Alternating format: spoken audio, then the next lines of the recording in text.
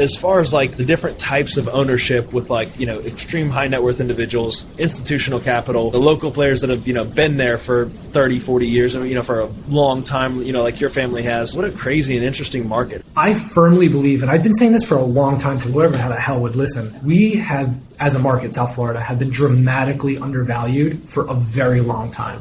When I used to see 5, 6, 7, 8 years ago, some of these leases getting signed in various places in our market, I won't be specific to anyone or any location. Yeah. I just couldn't understand it. I didn't get it because I knew what was happening in LA. I knew what was happening in New York. I had family there. I had family over there. They're all telling me what's happening. And I knew generally we, kind of follow them by a couple of years behind. And it just, none of it ever made any sense to me. So, I spent a lot of time trying to convince people to raise rents. My uncle Ben is always screaming at people to raise rents. In the last 3 or 4 years, really thanks to like the whole surge after COVID, I feel like we finally gotten to a place where we're at the value that we're supposed to be at. I feel like we're priced in. And even though there's a lot of like old legacy ownership stuff that people haven't been able to get to yet because it's just leases haven't rolled or whatever, the deals that are being done now, I feel like are priced appropriately. I don't think they're overvalued at all, but I just don't think they're undervalued anymore. So it's been fascinating as a local kid who grew up in Miami Beach, who's always been around real estate and never really had any money to do anything with, but just always watched from the sidelines, sort of. Yeah.